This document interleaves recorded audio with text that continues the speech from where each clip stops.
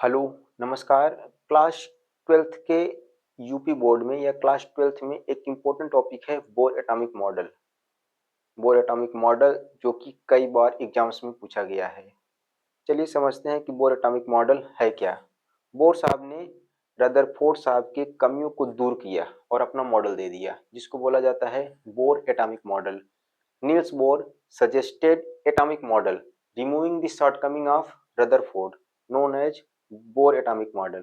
Bohr atomic model based है following postulate पर। उन्होंने 3 पास्टुलेट दिया था जिस पर बोर एटॉमिक मॉडल बेस्ड है। समझते हैं कि वो पास्टुलेट है क्या।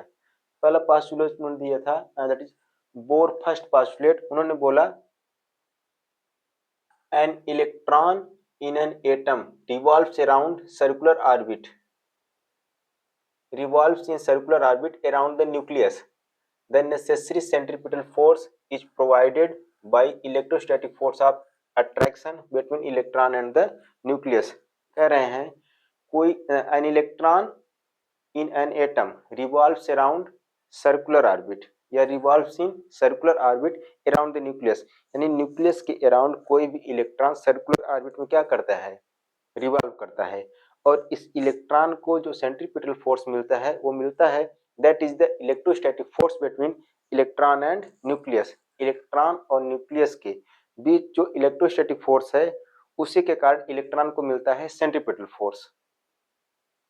बोर साहब ने सेकंड पोस्टुलेट दिया कि electron will revolve only in those circular orbit in which angular momentum of electron is integral multiple of h/2 pi. Electron जो है उसी सर्कुलर ऑर्बिट में रिवॉल्व करेगा जिसमें इलेक्ट्रॉन के पास angular momentum integral multiple of h/2 pi हो। h जो कि प्लैंक कांस्टेंट है, और जिस ऑर्बिट में ये रिवॉल्व करता है उस ऑर्बिट को बोलते हैं दीज ऑर्बिट्स या orbits are known as these orbits are known as stationary orbit। stationary orbit। ये बात समझ में आया कि नहीं कि electron will revolve only in those circular orbit in which angular momentum of electron is integral multiple of h/2 पाई।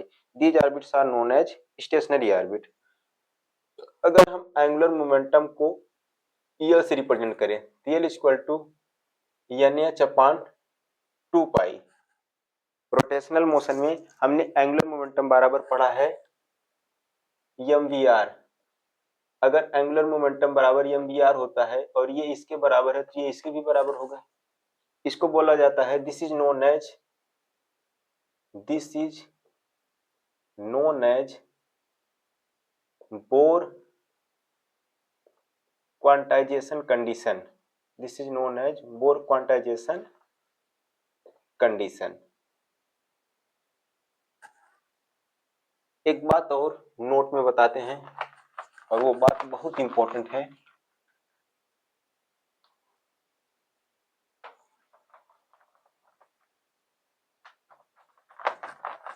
ये वाली बात कि these orbits are known as stationary orbit. Note में बात ये है इलेक्ट्रॉन जिस स्टेशनरी ऑर्बिट में रोटेट करेगा, स्टेशनरी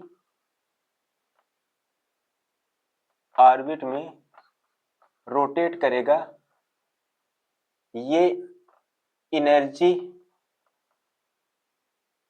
रेडिएट नहीं करेगा।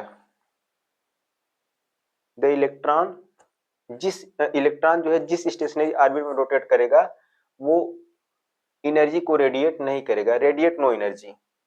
बोर का थर्ड पोस्टुलेट देखते हैं। बोर साहब ने थर्ड पोस्टुलेट क्या दिया था।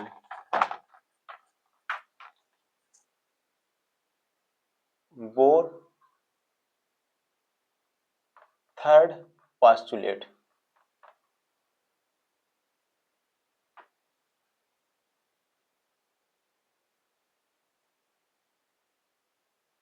बोर साहब ने थर्ड पोस्टुलेट ये दिया था कि इलेक्ट्रॉन एमिट एनर्जी इलेक्ट्रॉन जो है एनर्जी को एमिट करेगा when electron jump from higher energy state to lower energy state, and electron absorb energy when electron jump from lower energy state to higher energy state. मतलब electron जो है energy emit करेगा जब ये jump करेगा कहां से कहां, higher energy state to lower energy state, to lower energy state. और ये इस टाइम एनर्जी एमिट करेगा, इलेक्ट्रॉन जो है एनर्जी एब्जॉर्ब करेगा कब, जब ये लोअर एनर्जी स्टेट से हायर एनर्जी स्टेट में जंप करेगा, हायर एनर्जी स्टेट में जंप करेगा। यानी electron emit energy when electron jump from higher energy state to lower energy state, और इलेक्ट्रॉन जो है एनर्जी को एब्जॉर्ब करेगा जब वो जंप करेगा लोअर एनर्जी स्टेट से हायर एनर्जी स्टेट में। That is EI is greater than EF। EI क्या है और EF क्या है? EI जो है एनर्जी स्टेट है ith ऑर्बिट का, और EF जो है that is also energy state of fth orbit. EI जो है ग्रेटर देन है EF से, EI जो है एनर्जी स्टेट है ith ऑर्बिट का